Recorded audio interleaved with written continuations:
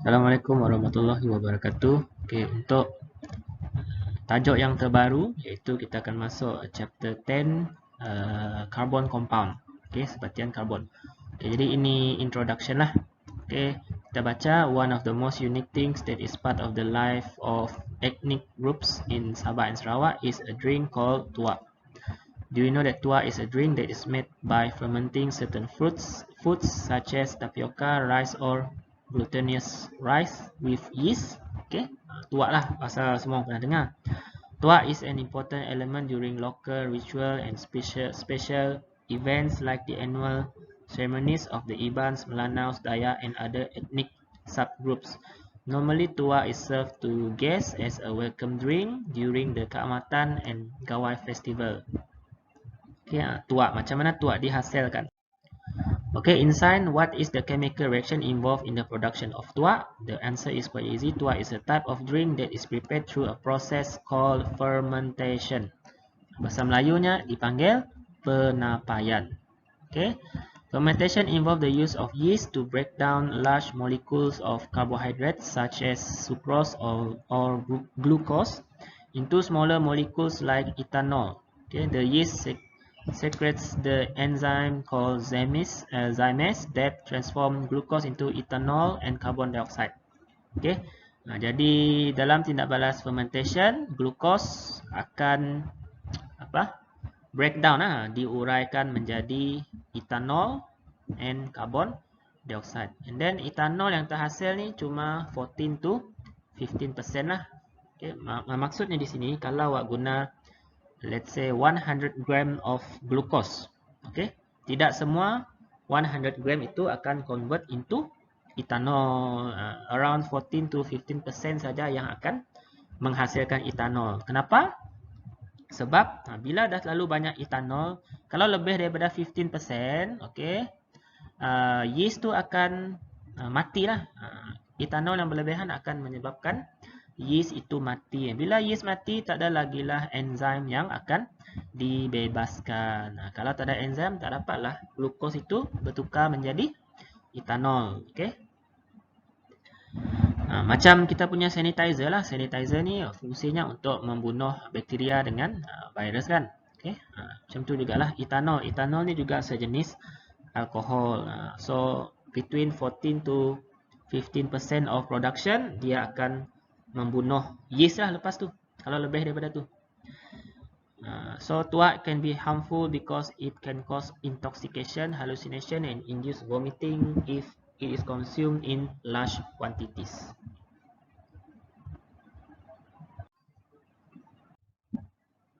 Okay, so chapter 10 carbon compound. First, we will look into 10.1 types of carbon compound, jenis-jenis carbon compound. Okay. What is carbon compound? Okay, apakah maksud carbon compound? Carbon compounds are compounds that contain carbon as their constituent element. Okay, mengandungi karbon. Okay, sebagai salah satu elemen utamanya. Okay. Carbon compounds are classified into two types. Okay, dia dikategorikan kepada dua jenis, iaitu organic compound and inorganic compound. Okay, so kita sekarang ni lepas ni akan fokus kepada organic compound. Okay, kita tengok sedikit sejarah lah. Early chemists defined organic carbon compound as compound originating from animals or plants, such as petroleum, carbohydrate, protein, fat, and urea.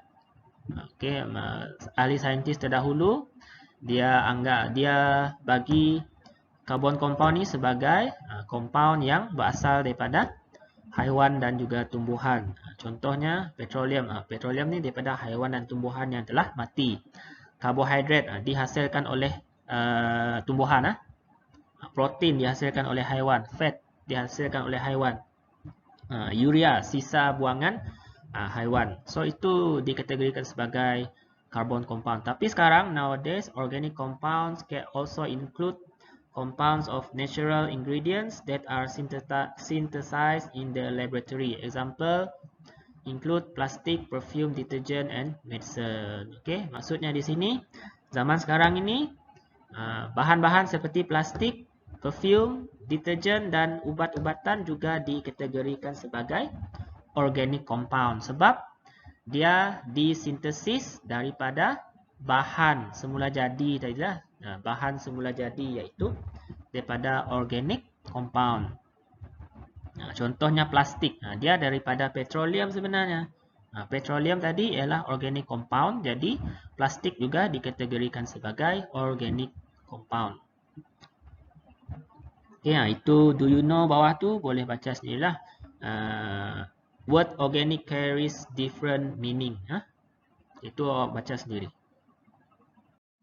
Okay, so carbon compounds can be classified into two types, organics and inorganic compound. Okay, what is organic compound? Compounds originating from living things that contain the carbon element bonded covalently with other elements such as hydrogen, nitrogen, sulfur and phosphorus. Okay, organic compound ni berasal daripada benda hidup yang mengandungi karbon bonded covalently with other element. Okay, karbon ini dia covalent bond lah dengan elemen lain. Kita dah belajar covalent bond dalam chapter 5 form 4. Okay, covalent bond is berkenaan dengan sharing electron. Maksudnya carbon element will share electrons with other element, okay, such as hydrogen, nitrogen, sulfur and phosphorus. So ini ialah example of a molecule of organic compound. Okay, yang hitam ni ialah carbon atom. Okay, tengok ini single bond, bonded covalently. Kalau ada dua garisan itu maksudnya double bond, double covalent bond. Dia juga membentuk covalent bond dengan elemen lain. Ini mungkin hydrogen or nitrogen or sulfur or phosphorus. Okay, inorganic compound originating from non-living materials, okay, such as oxide of carbon, carbonate compounds, and cyanide compound. Carbonate compound ni contohnya metal lah, metal carbonate. Contohnya copper to carbonate yang kita dah belajar garam in chapter 8 form 4. Okay, organic compound ni pula yang tadi tu boleh dikategorikan sebagai hydrocarbon and non-hydrocarbon. Apa pula hydrocarbon ni? Okay, hydrocarbon ni is organic compounds containing only hydrogen and carbon. Dalam hydrocarbon ni dia cuma ada hydrogen and carbon as main elementnya. Tak ada unsur lain, cuma ada hydrogen dan carbon. Okay, non-hydrocarbon pula dia containing hydrogen, carbon and other elements such as oxygen, nitrogen, phosphorus, halogens. Okay, dia ada benda lain lah selain daripada hydrogen dan karbon. Okay, dalam table ada contoh organic compound protein. Okay, compositionnya is carbon, hydrogen, nitrogen and oxygen. Okay, so ini ialah non-hydrocarbon. Dia ada karbon dengan hydrogen, tapi dia juga ada elemen lain iaitu nitrogen and oxygen. Kalau petrol only consists of carbon and hydrogen. So petrol ni is a type of hydrocarbon. Starch, carbon, hydrogen, oxygen, so non-hydrocarbon and so on lah. Awak boleh tengok sendiri. Okay, hydrocarbon pula boleh lagi dikategorikan into saturated and unsaturated. What is saturated? Bahasa Melayunya dipanggil tepu. Tepu. Dah penuh. Otak saya dah tepu, cikgu. Tak boleh belajar lagi. Okay. Hydrocarbon yang sudah tepu. Okay. Maksudnya containing only single bonds between carbon atom. Antara atom-atom karbon dia yang bonded tu, dia menggunakan single bond only. Tengok ni lah. Carbon, carbon, carbon. Dia cuma ada single bond. Okay, itu saturated hydrocarbon. Single bonds between carbon atom. Kalau unsaturated hydrocarbon containing at least, sekurang-kurangnya one double bond or triple bond between carbon atom. Dia ada sekurang-kurangnya satu double bond, ikatan ganda 2 ataupun ikatan ganda 3. Seperti contoh di bawah. CCC ada 3 karbon, tapi 2 karbonnya bonded by double covalent. Double bond between carbon atoms. Ataupun yang satu lagi, triple bond between carbon atom. Maksudnya kalau ada double bond ataupun triple bond, dia dikategorikan sebagai unsaturated hydrocarbon. Okey, habis dah classify. So kita tengok source of hydrocarbons. Okey, apa sumber utama hydrocarbon kita? Ianya ialah petroleum ataupun crude oil, minyak mentah. Okey. Mana datangnya petroleum ataupun crude oil ini? Okay. Petroleum is formed from the remains of plants and animals that perish at the bottom of the ocean millions of years ago. Okay. Dia ni terhasil daripada haiwan dan tumbuhan yang telah matilah di dasar laut berjuta-juta tahun yang lalu. Tapi tak semestinya di dasar laut, di darat pun ada lah petroleum. Petroleum is a mixture of simple or long chain hydrocarbon. Okey. Untuk pengetahuan awak, hydrocarbon ni tadi dah ada saturated dengan unsaturated hydrocarbon. Di bawah tu pula dia ada banyak-banyak jenis lagi. Simple dengan long chain. Maksudnya dalam satu molekul hydrocarbon itu dia mungkin ada satu carbon atom only dan so on lah, carbon atomnya yang semakin bertambah. Makin bertambahlah, makin molekulnya menjadi semakin besar. Itu dipanggil long chain hydrocarbon. Dia campuran tu. Sebab itu petroleum warnanya hitam gelap dan pekat. Okey, likat. Sebabnya ada campuran macam-macam hydrocarbon. So, campuran yang banyak cannot be used before processing. Tak boleh digunakan terus. Dia mesti diproses. Okay, it needs to be refined into constituent through a distillation process. Dia mesti disuling untuk mendapatkan pecahan-pecahan yang lebih berguna lah, yang boleh digunakan. Okay. Two stages of oil refining are fractional distillation and cracking. Okay. Fractional distillation ni ialah penyulingan berperingkat. Okay. Apa itu fractional distillation? The fraction of hydrocarbons in petroleum are separated at different temperatures according to the size of the hydrocarbon. Okay. Kan dah dinyatakan di atas tadi, petroleum is a mixture of simple and long chain hydrocarbon. Dia ada macam-macam jenis hydrocarbon dalam tu. Each type of hydrocarbon dia ada different temperature. Okay. Maksudnya different temperature ni different boiling point dia berbeza. Okay. So bila boiling point dia berbeza-beza, kita boleh asingkan dia melalui suhu lah. Okay. Bigger hydrocarbon will have higher temperature of boiling. Okay. Itu untuk fractional distillation. Okay. For cracking ni melibatkan long chain hydrocarbons are cracked into smaller molecules at a high temperature using catalyst. Okay. Bila petroleum tadi dah di fractional distillation, dia dah asingkanlah mengikut simple hydrocarbon sehinggalah long chain hydrocarbon. Dah diasing-asing dah bila dah buat fractional distillation ni. Okay.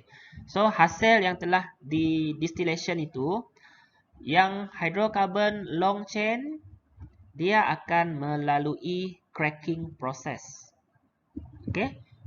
Cracking process itu akan menyebabkan long chain hydrocarbon crack into smaller molecule. Dia akan dipecahkan jadi molekul yang lebih kecil. Seumpama benang 1 meter, awak potong jadi 2-3 bahagian. Dia jadi semakin pendek. Okay, itu long chain hydrocarbon crack into smaller molecule. So at high temperature using catalyst. Okey, ini rajah untuk fractional distillation. Okey. Jadi petroleum ni dia akan dipanaskan pada suhu yang sangat tinggi melebihi boiling point-nya. Tadi setiap hydrocarbon ini dia berbeza-beza boiling point-nya. Okey. Big molecule of hydrocarbon high boiling point-nya tinggi. Okey. Warnanya gelap, dark color. Low combustibility, maksudnya kebolehannya untuk mengalami pembakaran adalah rendah. More viscous, likat, viscous. Okey. Okey. So bila kita panas, bahagian bawah inilah yang paling panas, paling panas. Okey. So pada suhu temperature 350 to 500, fuel oil, yang fuel oil ni carbonnya sangat panjang lah, from 20 carbon to 70 carbon atom dalam satu molekul. Awak bayangkan benang lah, benang 70 cm sebagai 1 cm mewakili satu atom karbon. Kalau 70 cm ada 70 atom karbon dalamnya. Okay. And then bila semakin naik, temperature akan semakin berkurang. Okay. So long chain hydrocarbon pun akan semakin pendek lah. Okay. Yang dikumpulkan itu akan semakin pendek hydrocarbonnya. Okay. Sehinggalah sampai petroleum gas, iaitu small molecule, low boiling point. That's why dia akan dikumpulkan pada suhu less than 40 degree Celsius. And then warnanya semakin brighter, highly combustible, sangat mudah terbakar, less viscous. Dia kurang likat lah. Okay. Dan ni kegunaannya lah, petroleum gas untuk memasak petrol untuk kenderaan, nafta untuk raw material for petrochemical industry, untuk buat plastik dan sebagainya, kerosin untuk minyak kapal terbang, diesel untuk kenderaan berat, lubricating oil untuk minyak pelincir dalam enjin, fuel oil untuk kapal, dan bitumen ini kita selalu dengar dia dipanggil sebagai tahi minyak, minyak hitam yang pekat lah untuk buat road pavement. Ini distillation. Okey, dia fraction of hydrocarbon itu dikumpulkan mengikut boiling point. Okey.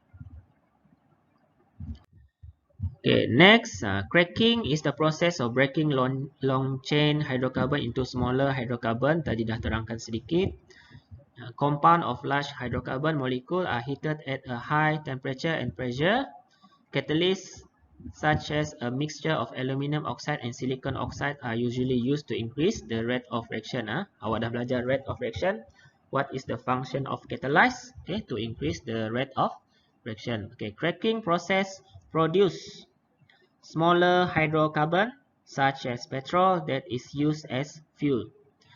2 alkane and alkene hydrocarbon with shorter chains to be used as raw material in the manufacturing polymers, medicine, detergent, solvent, fertilizer, and many more useful products. Okay, so banyak kegunaan lah hydrocarbon ni. Okay, ini contoh lah. Macam saya bagi contoh tadi, awak anggap long chain hydrocarbon molekul itu kalau 1 meter, 100 cm. Okay, setiap 1 cm itu mewakili 1 carbon atom. Kalau ada 100 cm, awak ada 100 carbon atom. Kita nak crackkan dia, kita nak pecahkan dia, okay, menjadi lebih pendek. Okay, short chain of hydrocarbon molecule.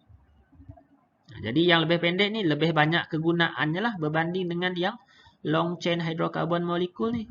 Yang ini tadi, smaller hydrocarbon such as petrol can be used as fuel.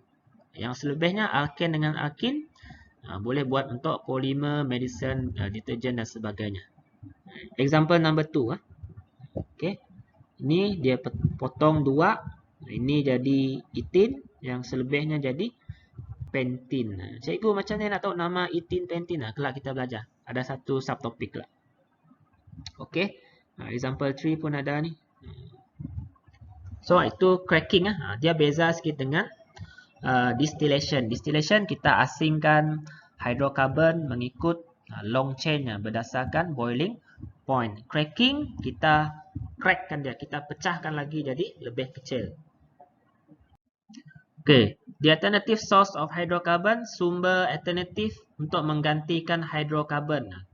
Okay, walaupun saya pernah beritahu hidrokarbon ni dia dikira unlimited for now lah, tapi dia akan kehabisan jugalah suatu hari nanti. Okay, so we need another alternative source of hydrocarbon. Okay. So kita belajar tentang biomass. Okay. Biomass ini dia menggunakan bahan-bahan organik iaitu bahan organik of plants and animal, okay, to convert into another energy which is biodiesel, biogas and bioethanol. Untuk menghasilkan biodiesel biodiesel. Okay. Biasa diesel kita dapat daripada petroleum. Sekarang diesel itu daripada sisa-sisa tumbuhan dan haiwan. Okey, begitu juga dengan biomass daripada sisa-sisa tumbuhan dan haiwan. Biogas biogas ni macam gas untuk memasak kita lah. Bioethanol. Tadi ethanol guna fermentation. Sekarang ethanol guna sisa-sisa tumbuhan dan haiwan. Okey. So these alternative resource are renewable. As long as kita masih ada haiwan dan tumbuhan, selagi itu sumber ini tetap masih ada dan boleh diperbaharui.